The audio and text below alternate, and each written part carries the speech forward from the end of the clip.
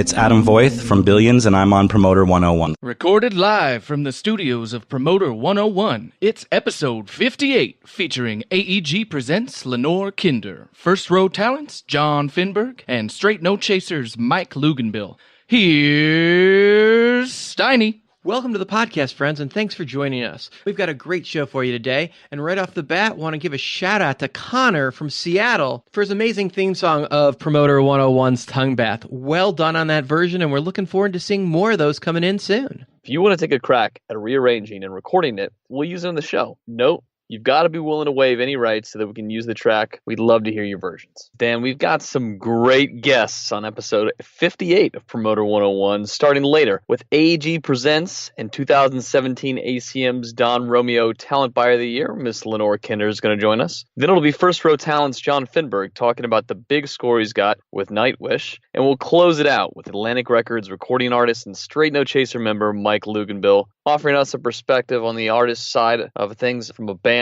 that I can attest to is nearly always on the road. Plus, we've got the news of the week. Hey everyone, this is Cindy Leinott, Kira Finkenberg, Patty Ann Tarleton, Whitney Bond, Amy Miller, John Holiday, Marcy Allen, Paula Palazzo, Becca Leifer, and you're listening to Promoter 101. Promoter 101. Promoter 101. And I'm on Promoter 101. If you're a fan of the podcast, catch us live and on tour when we come to a city near you.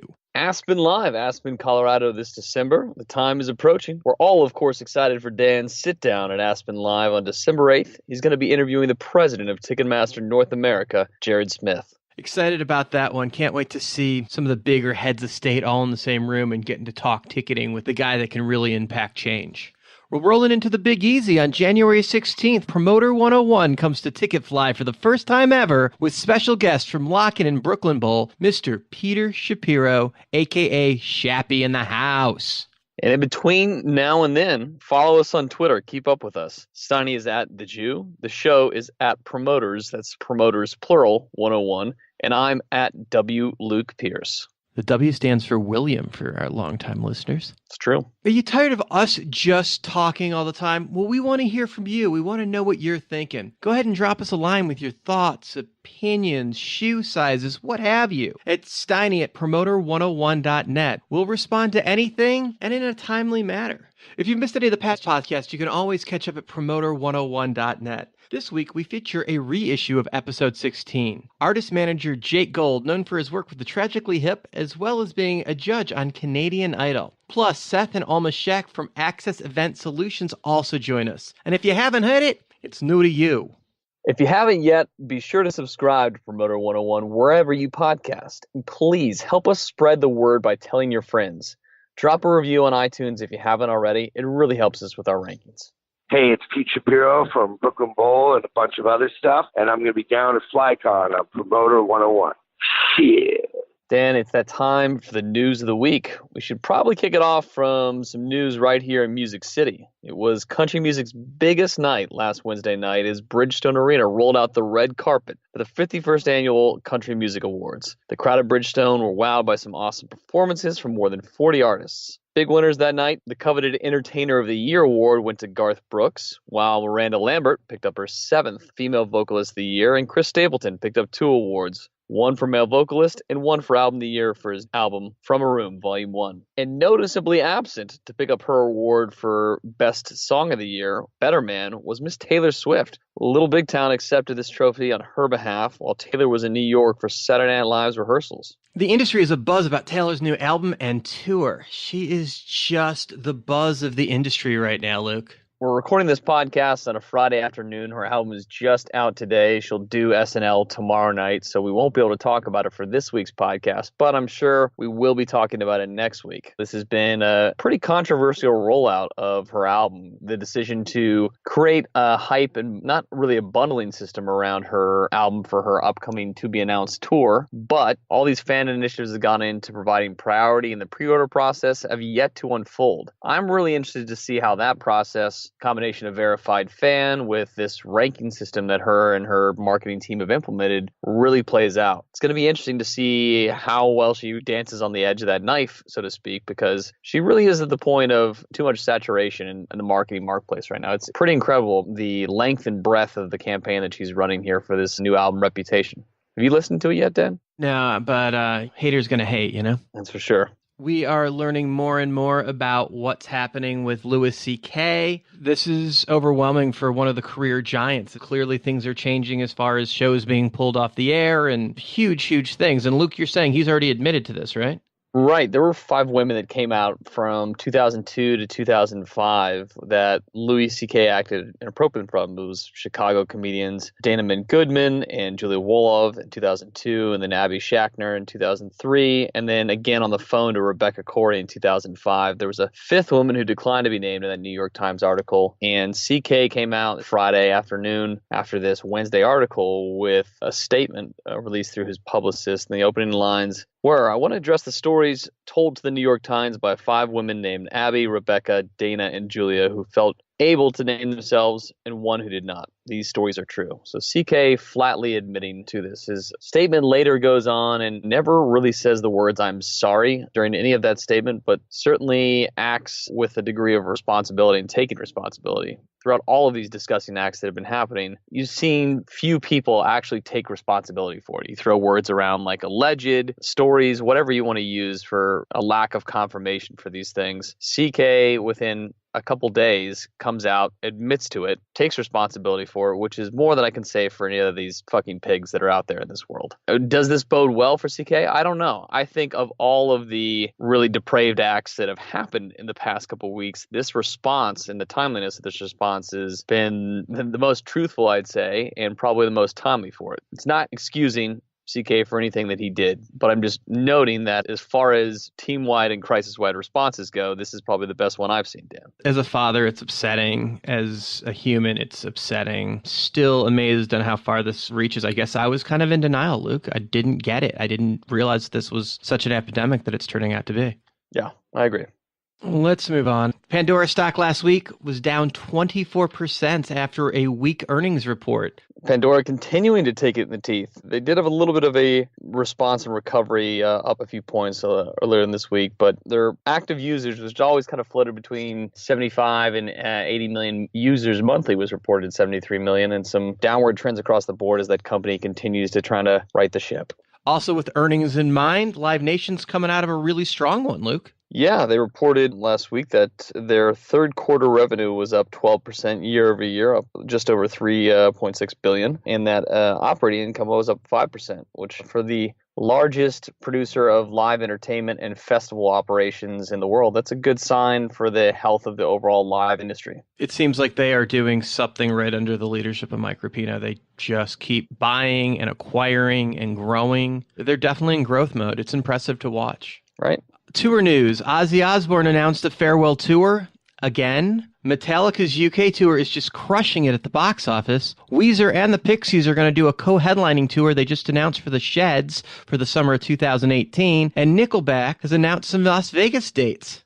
And finally, we want to take a moment to shine a spotlight on one of the hardest working managers in the game, Mr. Mark Dettori. Not only is he hustling in the music business, he's got a side business of making his own whiskey. It's making him the Promoter 101 Badass of the Week. Congrats goes out to you, Mark.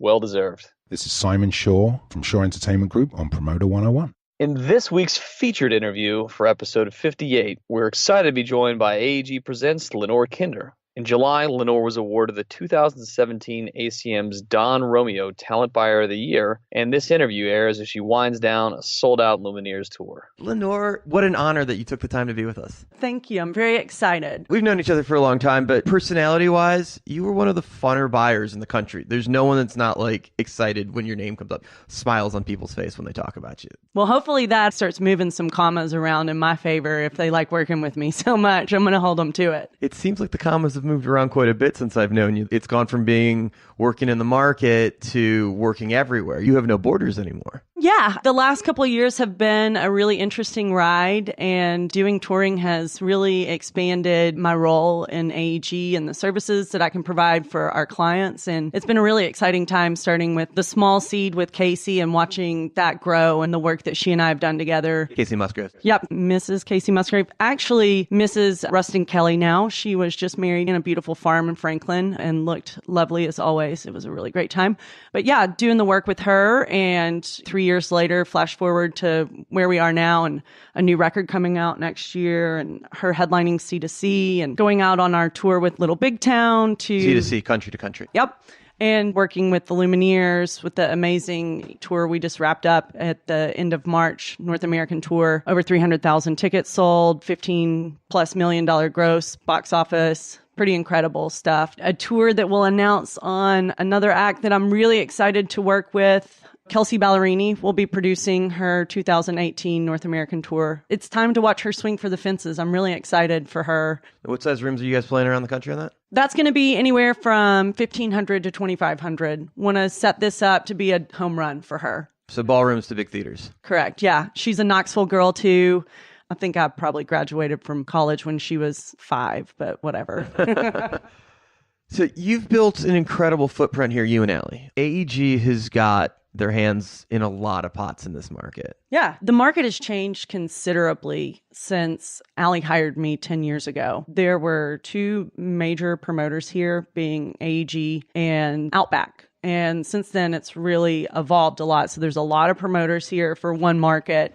It's highly competitive. So we still have a pretty substantial regional footprint, but we also run touring out of our office. And Allie has been an amazing mentor and allowed me a lot of leeway to grow under her guidance to not only book regionally, but take on national tours too. It's really exciting. It's nice to get to put both caps on, as you know. It's fun to have a territory so I can build new relationships with new clients. Instead of just submitting an unsolicited tour offer, I actually get to build organic relationships from the ground up with agents, managers, and the actual artists of being in at the beginning of their career, hopefully growing that into a national footprint. Let's talk about that for a minute. So it's one thing to learn your market and to be able to know what's going to sell here in the Tennessee area. You know that you can sell a rock show or you can sell a country show or jazz won't sell. You know that about this market inside and out over years of being here.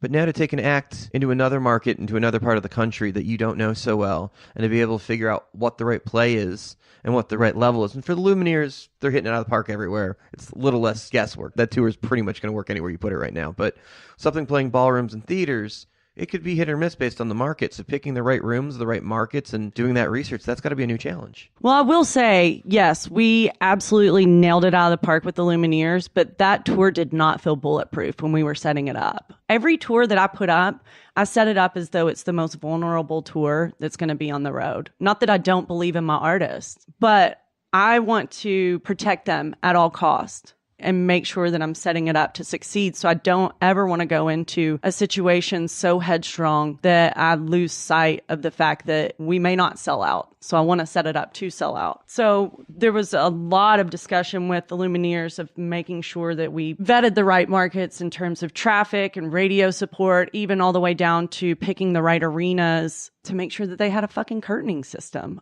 Every single show, with the exception of like Madison Square Garden and I think the arena at Gwinnett, we went into it as a lower bowl situation. We set it up for success to grow it all the way, but had our expectations dialed in to make it a successful tour if we didn't hit it over the fence. I think that there's that approach for arena business, and then even going to the work that I do with Kelsey or Casey, you know, there's a lot of vetting that takes place. Some of it's just that promoter gut, but I pour through a lot of data. The like super nerd Excel accountant side of me comes out where I'm pouring through social numbers, album sales, streams, airplay, and then actually looking at traffic that's passed through the building for the last 3 years and seeing how certain shows have performed and not so saying— So you're doing this market for market? On the smaller ones, absolutely. I'm very slow and methodical, and I know that it's probably really annoying to the people that I work with at first when they start to understand my style. But these tours at that level, it is imperative that you set these up to be successful. You only get 1 or 2 swings at it. If you're lucky, you get 2. And especially with Casey, we were really going into uncharted territories. She didn't want to play the boot scoots and honky tonks that are soft ticket. She wanted to go play rock rooms. You're talking about the places like the Grizzly Rose in Denver or something where there's always going to be a crowd there for a country show. Exactly. Or like a Cotton Eye Joe in Knoxville. You know, that's like the low-hanging fruit. The guarantees are the gross at the door. And it's not the type of fan that she wanted. She wanted fans that were going to pay $35+ to listen to her. People that were coming to a Casey concert, not going out for the country music night. Exactly. It was about building a real fan base. There was a lot of vetting that had to take place. And we had a couple of misses. One was the Riv in Chicago. She wanted to play the Rock Room, and we tried it, and we still had good numbers, but we didn't sell out. And to turn around and put her in Joliet and do substantially better kind of taught us, like, her fan base is an adventurous country fan, but they're still not wanting to get off the blue line in Chicago. And if you play the suburbs sometimes instead of playing the city, those shows do better sometimes. Oh, absolutely. I mean, I would say 9 times out of 10, put Chase Rice in Clive, Iowa, he's going to sell out, right? You put him in Des Moines, he's not going to do as many tickets. In retrospect, like maybe you put like a pop country artist in Clive, Iowa, it might not do as well. So I think people try and homogenize country because it's just country, but there's so many different spectrums of it, from what a Chase Rice fan is to what a Casey Musgraves fan is to what a Kelsey Ballerini or Miriam Morris fan is, like to what a Johnny Cash fan is. Exactly to Sturgill Simpson. I mean, it's like just because it's country doesn't mean that it's going to trend and respond the same way. Now that you're doing all of this national, bigger picture stuff and you're still buying stuff locally and regionally, you're balancing both sides of that. Mm-hmm. When you take an act into somebody else's market that has another AEG office, are you guys working together in tandem to figure out what the right venue is, and are you taking all that input in, or are you guys saying, this is where we're playing, this is what we're doing? Sometimes I just come into the market, I already have an idea of how I want things to go and what my vision is or what the artist's vision is. And other times there's a total collaborative effort with a lot of feedback and brainstorming. It just, honestly, it depends. With the Lumineers, we were routing and we had our goals and our plans and we plowed through. With Casey, there's a little bit more back and forth, at least for the first tour. And then I realized when I'm calling a PD in Portland for her to play the Crystal Ballroom, which is what, like 1,500 cap. And I called the PD and I said, how many tickets do you think that Casey's worth in the market? It's her first time headlining and want to make sure that I do the right thing. Like, what should the ticket price be? And he said that she could sell 600 tickets. And I was like, okay, I'm going to get off the phone now. Hung up. It's like, you absolutely don't understand this project. So I realized I was kind of going to be a lone wolf on that one. You know, she ended up selling out the Crystal Ballroom in advance on like a $30+ ticket. So I think all projects are a little bit different. Some require more feedback, or I feel like I need more feedback, and other ones I feel like I have a better handle on it. I think there's a lot of stations where they just don't get that, where the PDs have no idea. There's been a disconnect because radio hasn't been at the table for a very long time now that the internet is so prevalent. Yeah, I think that they're probably struggling with the same thing that a lot of promoters are. It's like, how the hell do you keep up? There's so many acts out there. And how do you keep up with the cycle, the velocity at which we get these new acts, and the kids, like millennials, their tastes shift so quickly that it's kind of hard to keep up with in that sense. And I think that programmers are probably experiencing a lot of that. I also have to say, I don't necessarily understand how their job works, and they probably don't understand how my job works. So I don't expect for them to be able to tell me how many tickets an artist can sell. Otherwise, they would probably do my job, right? I think as long as we work in tandem and I can get good partners, that's all I'm looking for, is somebody that believes in the project that I'm doing and that can help be a vehicle to sell tickets, and in turn, they make some money too. Is it cutting down on what you're getting to do here at home because of the touring is taking so much time? No, I don't think so at all. You know, AEG's been waiting for the right opportunity in this market to expand our footprint, and we found that. So, I mean, we still do a large number of shows at the Ryman Auditorium, and it's an absolute honor to work with Sally and her team there. Is that a new venue here? Yeah, it was built in 1892. It's pretty new. Pretty cool little joint right across the street from us. Absolute honor to work there with their staff. Bridgestone, it shifts every year. It's like, you know, one year you'll do a whole swath of regional one-off arena shows, and then the next year it's all sucked up to touring. So it just, you know, that shrinks and expands every year based off of the deals that are floating around. We still do club business here, believe it or not, without a club. Like, Allie allows me the ability to still grow artists from the ground up. I mean, I've worked with artists like Adele, Imagine Dragons, Mumford & Sons, the Lumineers, Moon Taxi, you name it, from the Cannery Ballroom all the way to some of those artists' arenas. You know, it's pretty amazing to still get to work with acts like that. So yeah, long-winded. Yes, we're still very active in this market, and it's something that I do enjoy. The footprint of females in this business, in this town in particular, is probably more prevalent than any other part of our business in the country. Do you find that to be true? My thing is, like, if you want to be a boss, just act like a boss. And it doesn't matter if you're a man or a woman. That's when I'm like pumping my chest up, telling myself to like believe this shit. But like in true actuality, like it is tough being a woman out there. And I do think that there are a ton of really talented women here and we all support one another. It's very visible here. Yeah, it's refreshing. And we're all helping push down barriers together. And I think that although the good old boy network still exists here, we're making places for ourselves at the table, whether they like it or not. You got to deal with us. This is a power market, and the women that are running it are strong, solid business leaders that have been in place for a long time. Yeah, they're good at their job. That's why they have it. It doesn't matter if they're a woman or a male, like they're good at their job. So that's why they have it. And there's some boss-ass bitches in this town running shit. It's exciting to be a part of it. You're coming off a good run. You just won an awesome award. Yeah, I won ACM Talent Buyer of the Year. It was really surreal and exciting, and I 100% have Casey Musgraves to thank for that. I mean, that award is more hers than it is mine, honestly. I wouldn't be sitting here if it wasn't for hers, how I feel half the time. The relationship that she and I have is pretty special. She's got my back, I've got her back, and we're doing really cool shit together and really wading through some uncharted territories, hopefully opening doors for other artists as well. We can talk about the success at AEG and the touring and how great you guys are doing here. And it's clear. It is, and you are. But your path from going from college to breaking into this business and the borders to entry and how that happened, I think, is a more fascinating story, if we could talk about that for a minute. I graduated from the University of Tennessee, Knoxville, go Vols. And my junior year in college, I kind of had a meltdown. I was an accounting major, and half of my friends flunked out of school, and I'd made straight A's, and I was miserable. I hated it. And I decided I was going to drop out of school, and my mom flipped out and was like, you cannot drop out of school. So instead of dropping out of school, I went on a little weekend trip and partied my brains out with some of my friends and came back with this revelation that I wanted to be in the music business because I wanted to combine a passion with accounting. Yeah. And basically, my whole thought process was if I do something I love, then I will excel at it because I'll enjoy doing it, and to bet on myself instead of money, and that the money would eventually be there.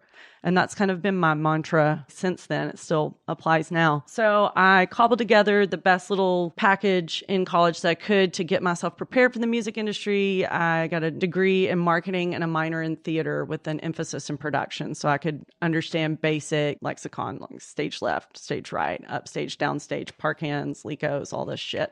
And I got myself an internship with Ashley Capps. And it was the year before Bonnaroo announced. And I got myself fired from my internship because I partied too much and I showed up to work too late. And it was the most valuable lesson ever learned that, yeah, this is fun, but it's a business. And you got to show up and you got to be present and you got to kick ass because if you don't, somebody else will. It really lit a fire under my ass. How long were you there? I was there maybe 3 or 4 months. And in that time, I befriended the owner of a club that Ashley's team was booking, and it was called Blue Cats. At the time, a 500 cap club in Knoxville's Old City. So after graduation, the owner hired me on to come work for him in advanced shows. And then he let someone go. And then I started doing the marketing. And then I gained more trust. And then I started working with Brian Penix. He was working at AC Entertainment at the time. And he and I were booking Blue Cats. I was at Blue Cats almost 5 years. When I left, I was the director of operations. And when Brian decided to move to Nashville to work for Outback, I came with him. And I quit Blue Cats and moved to Nashville. Were you at Outback? No, I tried to quit Blue Cats. Gary wouldn't let me quit, so he kept me on payroll, which was kind of fucking amazing. And so I was still booking Blue Cats when I was living in Nashville. I went out and tour managed Be Your Own Pet, worked with Gillian Welch on a couple of runs, like selling merch and stuff. Basically anything I could do to work, whether it was stagehand work. I think I run spot ops at a music conference here, which was extremely depressing to like no agents in the room, and I was running a fucking spot. couldn't find a job. I was basically like begging everyone to hire me. I think that point, the only person that offered me a job, Scott Clayton, offered me a job to do ticket counts at CAA, which I turned down because I wanted to keep my job at Blue Cats as well. And it was an obvious conflict. During that time, Chris Cobb introduced me to Allie. He thought that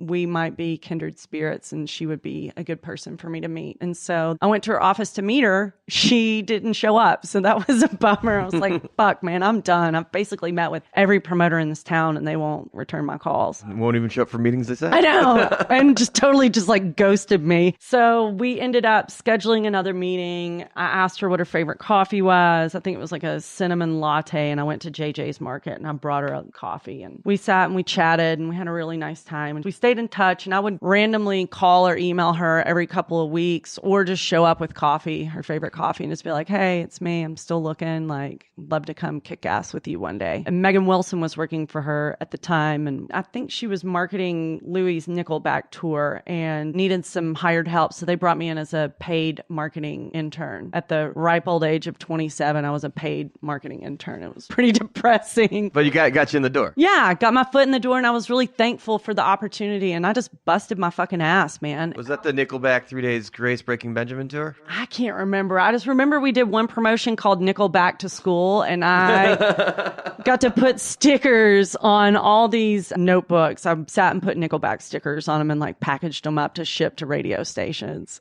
That's cool. Yeah.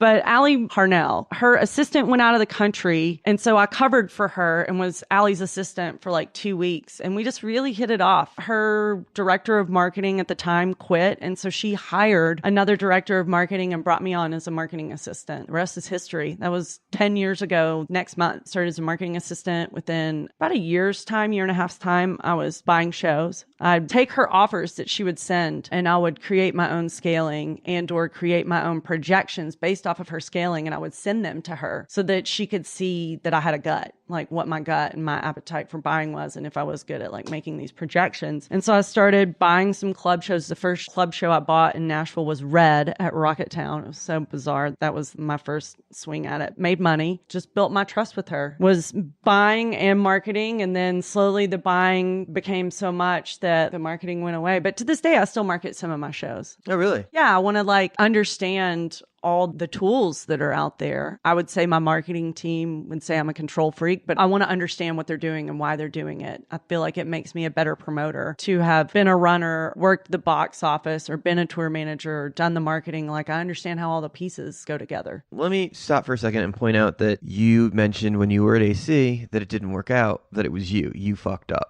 Oh, I totally fucked up. I think that's something in our industry you don't hear a lot, that it didn't work out there, they didn't get me. But the fact that you own that has got to be a big part of you in understanding like that was a moment that you had to change what you were doing. It's pretty cool that you took that as a lesson and not, Ashley doesn't know what I'm doing. Yeah, that was my dream job that I like fucked up. It was a big moment for me. Man, I really blew it. This is the only promoter in my town. What was I thinking? And then they announced Bonnaroo, and it was like, fuck, I really screwed up. It really lit a fire under my ass. Like, hey girl, just because you like music and you have good taste in music and you're fun doesn't mean shit. There's 10,000 other people out there could say the same thing about themselves. What's going to separate you from them? Your drive, your work ethic, your tenacity, following through when you say you're going to do something. Step up, be present, and deliver. This is absolutely a relationship business, 100%. I don't want to be all things to everyone other than kind. I'm totally okay with being known as a kind person, but I'm not trying to do every tour or every show. But the people that I do work with really closely, I want them to know that I have their back and that I am going to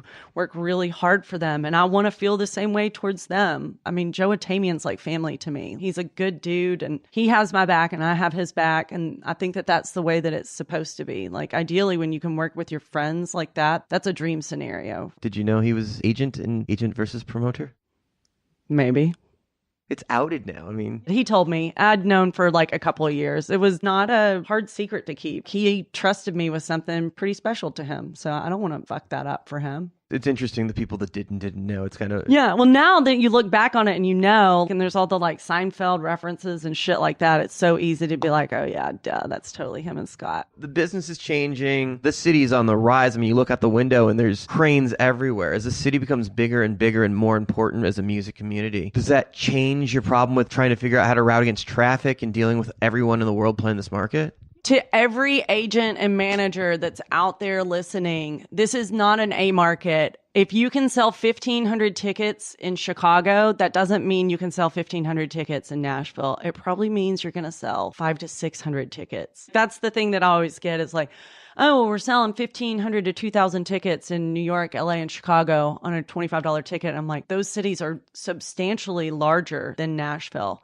It's interesting. I did my own little fun study 4 or 5 years ago, and I pulled ticket sales in some of the top arenas in the country and compared that to the sales at Bridgestone and analyzed the population. And you have to factor in like the tourism part too, of people that fly in for shows and whatever. For example, my mother-in-law came in town this weekend to see Jason Isbell at the Ryman because she wanted to see that. So that skews those numbers, stuff like that. Kind of like people going to Red Rocks. Exactly. But it made the numbers look like people in Nashville went to 30% more concerts than the Per average. capita? Yeah, which is kind of crazy, but I hang out with a lot of people outside of the industry, so I don't feel like I'm insulated and thinking like, oh yeah, I've got to go to this show, that show, but just my buddies that I chat with. I mean, they're going to shows all the time. This town is known as Music City, and we really take pride. I think the community as a whole take pride in that brand. They make a point to be really educated when it comes to music and active in going to concerts. So while this market does perform better than most markets this size, we also have to keep in mind that it's still a market with less than 2 million people in it. One thing I find fascinating about this market is so many people do work in the industry. In a normal city, you could get on the list for a show if you wanted to go. But this is a city where people are used to paying for tickets. They don't ask because everyone would be on the list. And it's not uncommon to go to a show and see 100 people from the industry, and most of them will have paid to go to that show because it's just a respect thing. You can't possibly put everybody on the list for your show, so people don't ask as much.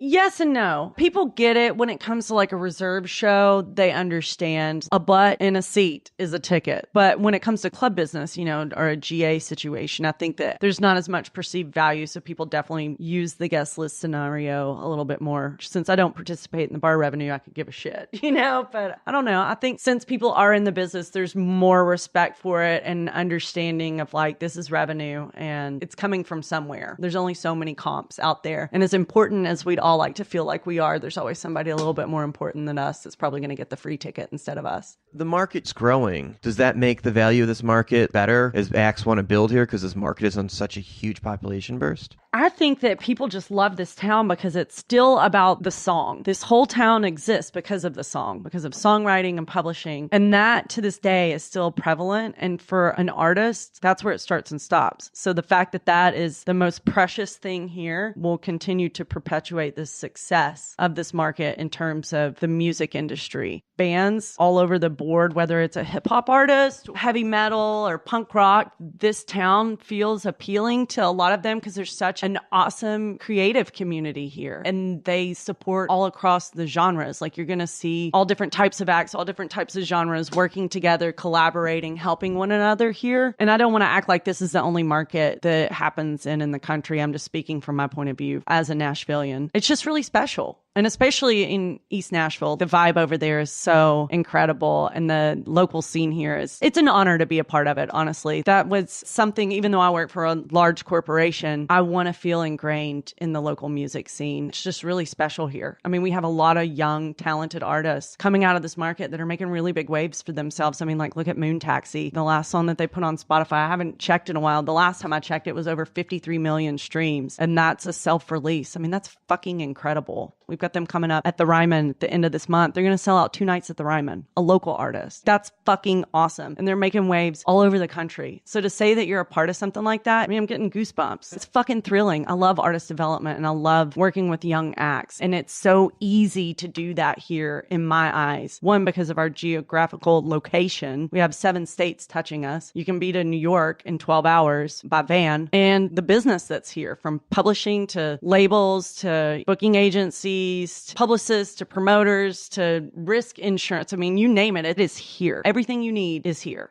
Lenore is simply great. An amazing hang. Love and respect the hell out of her. This is Phil Rodriguez from Move Concerts, and you're listening to Promoter 101.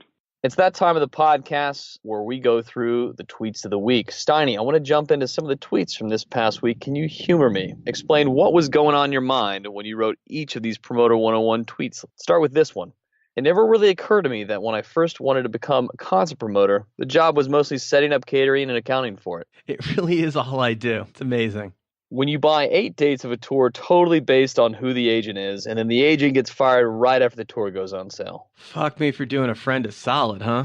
When a venue charges a facility fee on comps, hashtag classy. Yeah, this is bullshit. A comp is a comp. No fees on comps. This is totally classless. I get when there's taxes on comps. I get that that's a show cost, municipalities and all, but you're going to get the F&B, you're going to get the merch. Can we all get on the same page that when somebody has a guest, they're all of our guests? What happens in the 48 minutes between the box office closing and the time when the venue gives you finals? You know, we could all log into Ticketmaster 1 and see the math is already done. I don't know what the holdup is. We close the box office and you hand over the map. The sooner we finish, the sooner we can all go to bed. I think we can all get on board on this shit. That does it for Promoter 101 Tweets of the Week. Make sure to follow Dan on Twitter. He's at The Jew. And if you have your own Promoter 101 thoughts, feel free to tweet them at us or email them over. Anything that makes us smile will get used on the air. John Huey, co-head of the Office for CAA Nashville, Tennessee, Promoter 101. It's time for a new segment, An Artist Point of View. This week we have Straight No Chasers, Mike Luginbill, talking about the artist perspective. Thank you for being here. Steiny, thanks for having me here, man, in my hometown, my new hometown. You live it. You're on the road. You do the bus thing. You just got done with a full amphitheater tour. You just played Red Rocks, for God's sakes. For about a month this summer, yeah. So you guys are 10 guys that started singing to pick up girls on campus at the University of Indiana, right? That's right. That's right. Now headlining Red Rocks Amphitheater. You guys literally took it from singing on campus to being rock star levels at an amphitheater and selling it. Well, thank you. Yeah. I wish that it worked that quickly. I feel like a lot of people don't realize we grinded it out for a really long time. There was probably 2 or 3 years there. We weren't really making any kind of money. Like, it was tough, and we just had to believe. And it's been a crazy ride. And like you said last week, we played Red Rocks, and who would have ever thought that an a cappella group would play Red Rocks Amphitheater? I think the fact that you guys are doing something that really hasn't happened much there is part of the genius of what you guys do. You can bring it to new settings, and then you pulled it off. You guys are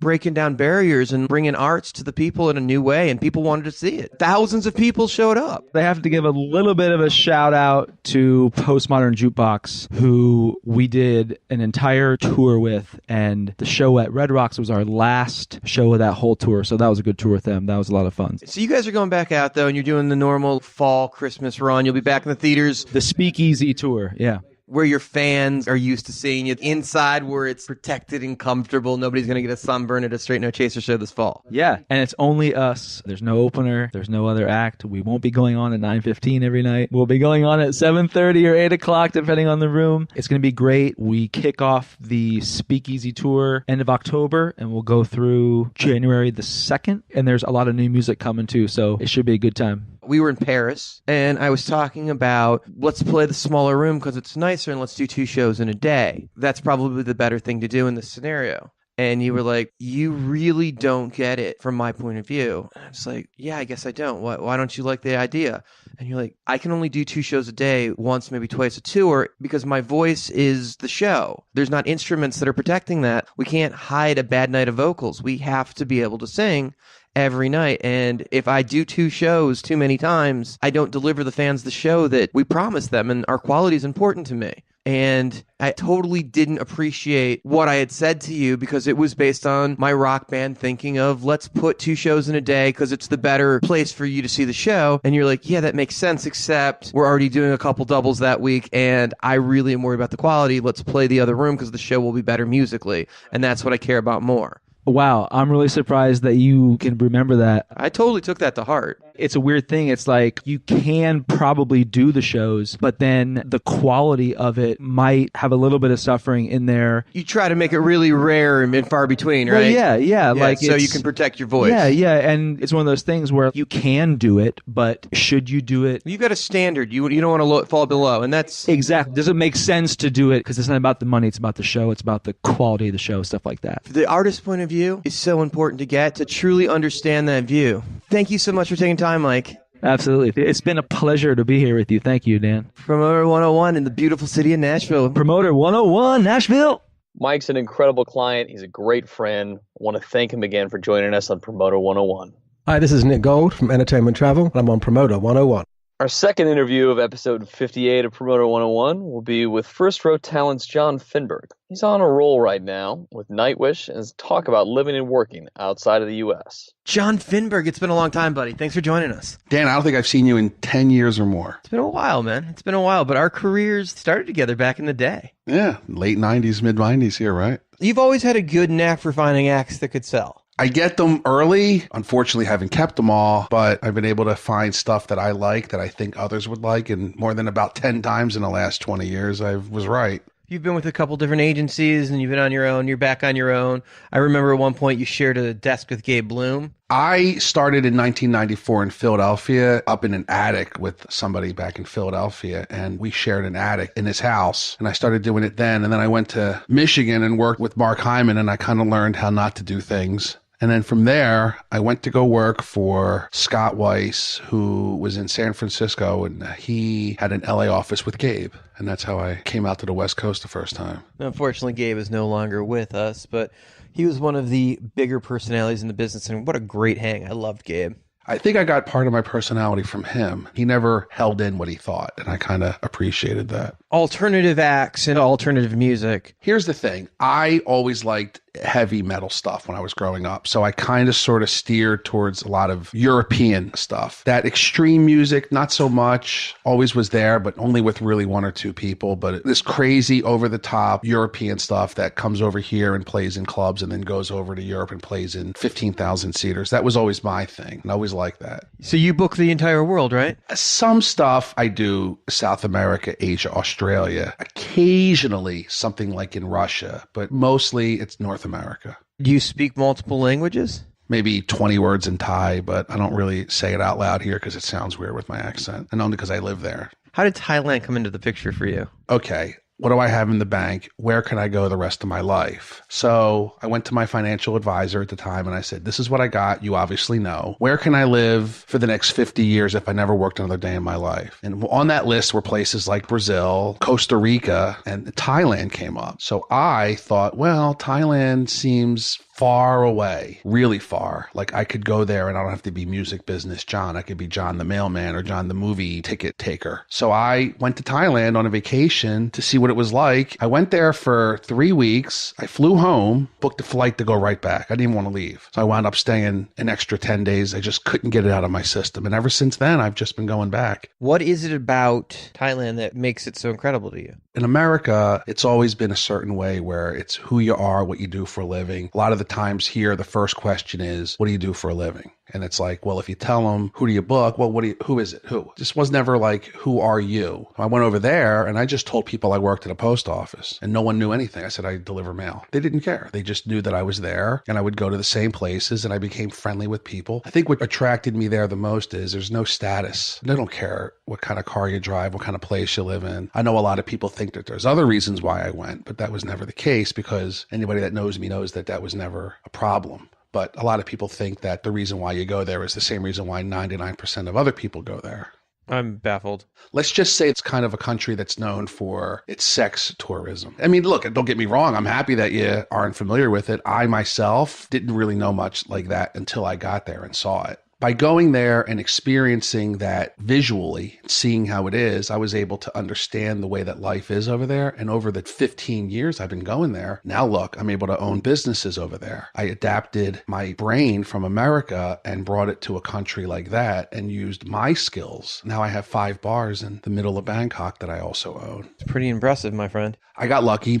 Listen, Everything I've ever done in my life, I've always tried to use my job skills to anything I did. So when I got there and I started getting comfortable enough to own a business, I went and negotiated great deals for great properties that I saw potential later on, similar to when you book a show for low money because you think in 10 years the band's going to be huge. So I got property in great locations a few years ago that are now just exploding. I got in early, so I got a great deal. You're now an agent and a manager, right? Well, I am a partner in a management company that my two partners are based in Finland. 10th year was this year. And the band has flourished. You guys are doing real business. Well, in America, yeah, but it took a long time. The band came here in 2004 on their first tour, and I saw it. I knew right away. I got lucky the way I came across the band, how I got the band, and all of that was accidental, and I knew it, so I always wanted to kind of sort of make sure that everything I did was done right, and it looks like it worked. I mean, the business is at its best. On the third singer, it got even bigger. Kind of like Spinal Tap with their drummers.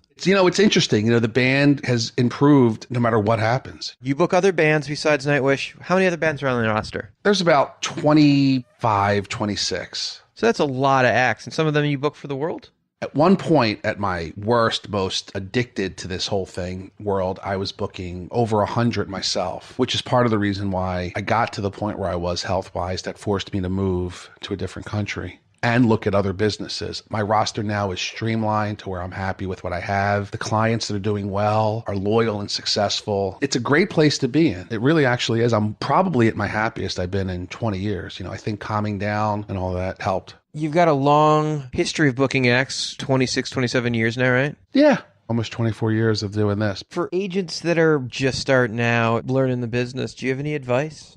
No, because I don't know how to advise somebody to do it. Because if I did, I would have to tell them do what I do, which is stay on your own, work, and earn. When calling bigger promoters, the Live Nation buyers of the world, the AEG buyers of the world, can that be intimidating? No. It's funny. 24 years almost later, I still struggle with some of the same things I struggle with from the mid-90s and with some of the same people. I don't have to say names. There's always a couple that are whatever, but I wouldn't say it's intimidating. It's just as one particular client, Nightwish, continues to get bigger and has to play larger rooms, and now I'm getting on the phone with people's bosses where I was just talking to the younger buyers. It's not intimidating because it seems that if it's about the right band, they welcome the call. I like that you have a different view of the world and the industry, and it makes for different creative packages. It seems like it's a healthy thing for the industry. I mean, look, in 2001, I did this thing, these VIP tickets in a New York City. Club level, nobody ever really did that. And I forced it on one of my shows in New York, and then a couple of shows I did that just in New York, and then I started doing it more for tours, and then I noticed a lot more people did it. Now this VIP thing is like this big, huge thing, but I mean, in clubs, it was never like that. You never got a meet and greet with a band at a club. It was always like, yeah, you go meet Bon Jovi and pay $750, but it was never like, I'm going to go to BB King's in New York and go meet some face-painted metal guy that, I've been listening to for 15 years. I could pay it upcharge and I could go meet him and get a poster. That was never going on. So I kind of feel like that was somewhat started in a weird way maybe by me. When you were selling me club shows when I was 20 years old, you were never worried about me paying your acts. You were never worried about the production or the marketing. You knew it was a job I could do. I don't worry that much. I sell 90% of my stuff to the same people. I get comfortable with the guy, and I feel like that guy can be trusted with the smallest and the biggest. I think with any business that we're in, you have to be comfortable with your partners, and I feel like the agent promoter is a partnership, not just a business deal. John, thank you so much for taking the time and talking to us on Promoter 101. Thanks, Dan, and I hope I can come back again and again and again. John is one of a kind. I'm thrilled he's found success doing what he loves to do. Congrats, John. Hi, this is Heath Miller. Becca Leifer. Ed Mike Cohn. Derek Dimmenstein. Jason Kupperman. Jason Miller. John Scher. Marcia Flessick. Mike Fruitman. Ricardo Bacco. Peter Schwartz. Nick Storch. I'm on Promoter 101. Promoter 101. I'm on Promoter 101. Celebrating some birthdays this week, Dan. This is the week of November 13th to the 19th, 2017. Monday, November 13th. AC's Ted Heinig, Frank Mull, and Live Nation's Steve Herman. On Tuesday, wishing happy birthday to Benjamin Harper.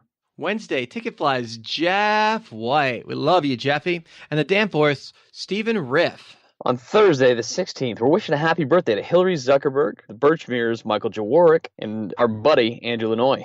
Friday, Sean Healy of Sean Healy Presents and East Coast promoter Tyler Grill. On Saturday, wishing happy birthday to the man, Tom Ross. Plus, Bowery presents Josh Body and John Nichols. On Sunday, Seattle Theater Group's Adam Zaks, Matthew Smith, a.k.a. Smitty, Bill Word, and drummer Matt Sorum. Happy birthday to you all from the gang at Promoter 101. Hi, I'm Holly Gleason, editor of Women Walk the Line, here at Promoter 101, where they know how to get it done. If you want to reach out to us, send us an email at steiny@promoter101.net. Ha ha. This one brought to you by the letter C. Promoter 101. Ha ha ha ha. On our next show, we have Billions Adam Voice talking about the success of Mumford & Sons and Vampire Weekend, plus Works Entertainment's own David Britz. Hey, but until then, wishing you sold-out shows for the weeks to come. Cheers. Hey, this is David Britz from Works Entertainment, and you are listening to Promoter 101.